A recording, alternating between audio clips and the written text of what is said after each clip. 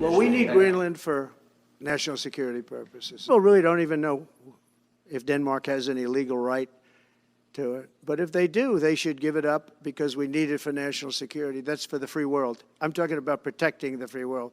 You look at, you don't even need binoculars.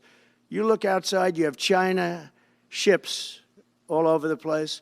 You have Russian ships all over the place. We're not letting that happen. We're not letting it happen. Greenland is not alone. Panama Canal and Canada are on his wish list too. To get Greenland and Panama Canal, he is not ruling out using military or economic force. No, I can't assure you on either of those two. But I can say this, we need them for economic security.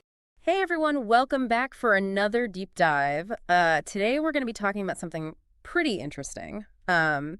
You know how Donald Trump had all those kind of out there ideas about expanding U.S. territory? Oh, yeah, I remember those. Remember when he was talking about buying Greenland or taking control of the Panama Canal or even bringing Canada into the U.S.? Yeah, it was pretty wild stuff. Yeah, it really caught everyone's attention. And so to try to figure out what was going on there, right, we're going to be looking at some YouTube analyses from First Post and WION. Yeah.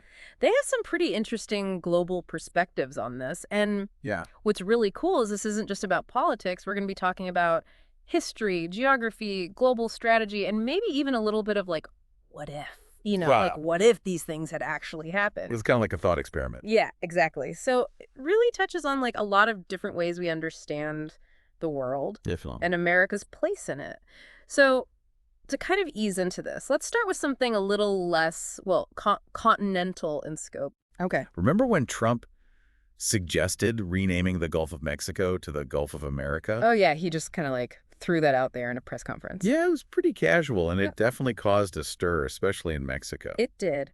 President Claudia Sheinbaum actually had a really funny response to that. She suggested Mexican America as a counterproposal. Oh, wow. And she even pulled out a map from 1607 to show how long the Gulf of Mexico has been known by that name. That's a pretty good comeback. It was a clever way to point out the historical argument, For sure. And, the name predates the U.S. by centuries, so it makes you wonder, does a president even have the power to just rename established geographical features like that? Right. Can you just decide to change the name of something like that? Yeah. Well, it's not that straightforward. Okay. There are international organizations and agreements that come into play. Oh, why? Renaming something as big as the Gulf of Mexico would cause all sorts of diplomatic issues. So maybe renaming gulfs is a bit of a stretch, but what about acquiring entire countries? We've got to talk about Greenland. Trump's son, Donald Jr., even visited Greenland and talked about how important it is for U.S. security. Yeah. So what's the strategic play there? Is it really that important for America's security? Well, Greenland's location is definitely strategic. It's between the U.S. and Europe, and it has the Thule Air Base, which is a pretty important military installation. Right. And it's also pretty close to Russia and China.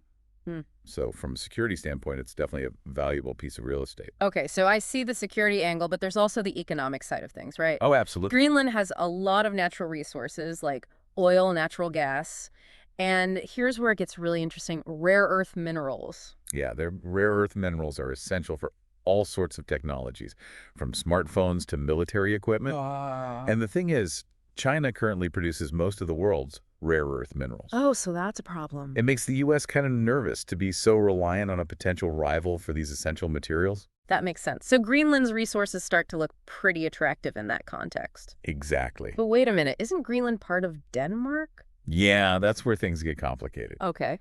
Greenland has been wanting independence for a while now. Mm-hmm.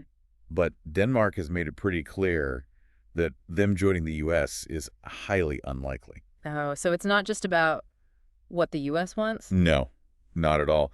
Any change in Greenland's status would involve a lot of negotiations and probably multiple countries and international organizations. It sounds like a diplomatic headache. You could say that. Okay. Well, speaking of complicated relationships and waterways, let's move on to the Panama Canal. All right. Trump made some claims about China running the canal, but what's the truth there? Okay, so just to be clear, the Panama Canal is controlled by Panama.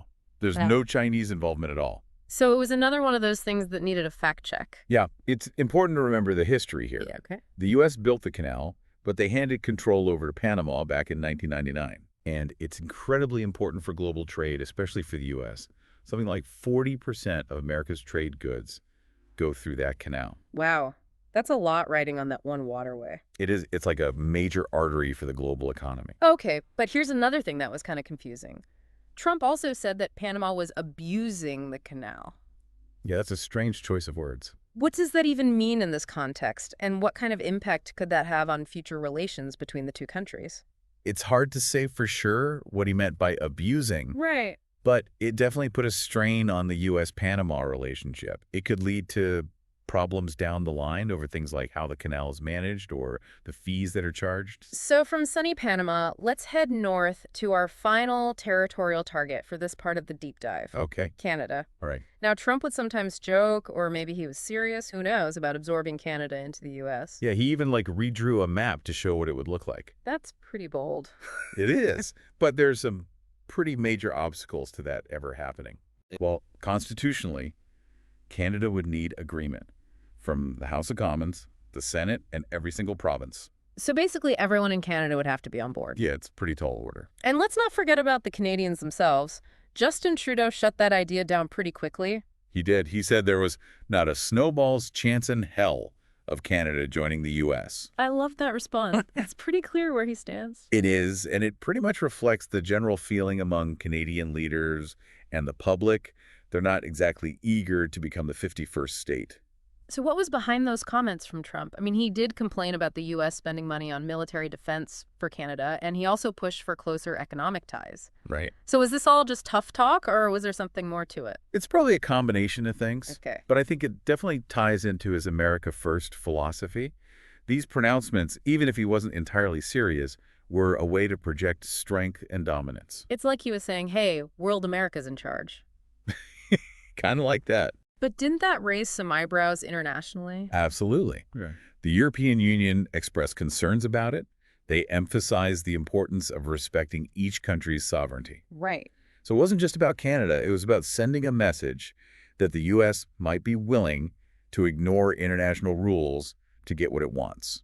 Okay, so that's a pretty significant message. It is, and it definitely created some tension on the world stage.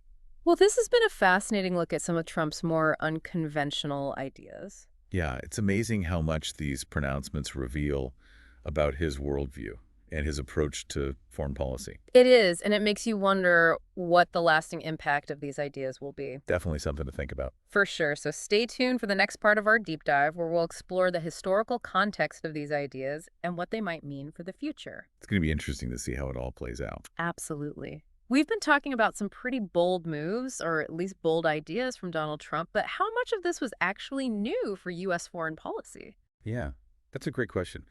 It's easy to think this was something totally new, but the U.S. does have a history of expanding its territory. Right, but it's not exactly recent history, so remind us, what are we talking about? Well, there's the Virgin Islands. The U.S. bought those from Denmark back in 1917, and then there's Alaska and Hawaii, which became states in the late 1950s. Okay, so there is some precedent, but those examples feel different. The Virgin Islands were a purchase, and Alaska and Hawaii eventually became states with representation in the U.S. government. Was that what Trump had in mind for Greenland or Canada? That's a really important difference. Yeah. Those past acquisitions involve some level of agreement and integration. You know, what's interesting about Trump's proposal, especially with Greenland and Canada, is that he didn't really seem to care what the people in those places wanted. It's pretty hard to imagine Canada just becoming a bunch of U.S. states without asking Canadians what they think. Exactly. And if the U.S. tried to take over a place like that by force, it would probably be condemned by the international community. Yeah, that would definitely be a violation of their sovereignty. Okay, so let's play what if for a second, hypothetically. If Trump had actually managed to get any of these territories, what kind of impact would that have had globally? Now we're getting into some really interesting scenarios. Mm-hmm. If he had gotten control of Greenland, for example, it would have given the U.S. a much bigger military presence in the Arctic. And what would that have meant? Well, it could have been seen as a direct challenge to Russia and China, who are both trying to become more powerful in that region. So are we talking about like an Arctic arms race? That sounds a bit scary.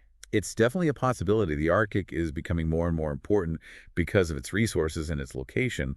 Strategically speaking, if the U.S. had a bigger presence there, it would have changed things, maybe even leading to more military activity and tension. And what about the Panama Canal? We talked about how crucial it is for global trade. If the U.S. had taken control, how would that have affected things with Latin America and the rest of the world? Let's just say it wouldn't have been good. Taking control of the Panama Canal would have been seen as a really aggressive move, especially by countries in Latin America. I can imagine. It could have seriously damaged relationships in the region and might have even led to economic retaliation. So not a good look for the U.S. Not at all. It would have made the U.S. look like a bully. You know, a country that uses its power to get what it wants, even if it means hurting others. Okay, so we've talked about how ambitious and maybe even disruptive these ideas were, but why do you think Trump brought them up in the first place? Was it all just for show? Well, we've mentioned his America First agenda, but to really understand that we need to look back at historical patterns in U.S. foreign policy. You know, like the Monroe Doctrine, which basically said that European powers should stay out of the Western Hemisphere. Oh, yeah. The U.S. has always wanted to be the most powerful force in its own backyard. Right. And the idea of controlling important resources and waterways has been a big part of that. Remember the Spanish-American War? Well, part of what caused that conflict was the U.S. wanting to control access to Cuba and other territories in the Caribbean. So in a way, Trump's ideas, even if he wasn't totally serious, were tapping into this long-standing American desire for control and influence. Yeah, I think that's a good way to put it. It's like he was trying to project this image of American power and exceptionalism, even if it meant creating tension with other countries. Okay, that makes sense. But I'm curious, how did other world leaders react to all of this? Did they just roll their eyes, or were they actually worried? It was a mix of reactions. Some probably thought it was kind of funny or even absurd, but others were definitely concerned. They saw it as a sign that U.S. foreign policy was becoming unstable and unpredictable. Yeah, I bet it made it hard for other countries to trust the U.S. or negotiate with them if they thought they might be the next target. Absolutely. It created this atmosphere of uncertainty and distrust, and those feelings haven't completely gone away even now. All right, so we're back for the final part of our deep dive into Donald Trump's ideas about expanding U.S. territory, man. It's been a wild ride. Yeah, from renaming gulfs to potentially like redrawing continents, it's been a lot. It really has. And you know what's really stuck with me through all of this is that it wasn't just about specific places, you know, like Greenland or the Panama Canal. Right. It was about something much bigger, like a desire to flex U.S. power and like reshape the world in a very specific way. Yeah, it was about this vision that he called America First. Right. Where the U.S.'s interests are like the most important thing, even if it means breaking the rules or causing instability on the world stage. It's like he was saying, here's how I think the world should work, and everyone else better get on board. Well, it might not have been that simple, but it's true that these actions, even if they were mostly symbolic, really made people question America's role in the world. Okay, so let's zoom out a bit. What are the long-term implications of all of this, and what lessons can we take away from it? Well, one thing it shows is how important critical thinking is. We can't just believe everything politicians say, especially when it comes to things like territorial ambitions or national interest. Right. We need to ask ourselves, what's the real motivation behind these statements? Exactly. And what are the potential consequences, both the ones they intend and the ones they don't, and who benefits from these actions and who might get hurt? That's a lot to consider. It is. We need to look beyond the words and think about the historical context, the global implications, and the possibility of both conflict and cooperation. And let's not forget about the human element. We're not just talking about abstract ideas here. Right. These decisions affect real people and communities all over the world. Absolutely. So where do we go from here? What does this all mean for the future of global politics? Are we heading towards a more cooperative world or one that's full of conflict and competition? That's the big question, isn't it? Yeah. The answer is probably a bit of both. We're likely to see a mix of cooperation and conflict, and how that plays out depends on a lot of things, like what the major players on the world stage decide to do. It's a complicated world out there, but by understanding the past, we can hopefully deal with the challenges of the present and the future a little bit better. Definitely. By looking at history, considering different perspectives, and understanding how connected everything is globally, we can make more informed decisions and hopefully contribute to a more peaceful and prosperous world. Well said. I think this deep dive into Donald Trump's territorial ambitions has been really eye-opening. It has. We've explored some complex ideas, and I hope you've all gained some valuable insights. And remember, our exploration doesn't have to stop here. The world is always changing, and there will always be new challenges and opportunities to think about. That's true. The key is to stay curious, stay informed, and stay engaged in shaping the future we want to see. Couldn't have said it better myself. So keep those brain cells firing, keep asking those tough questions, and we'll see you next time for another deep dive.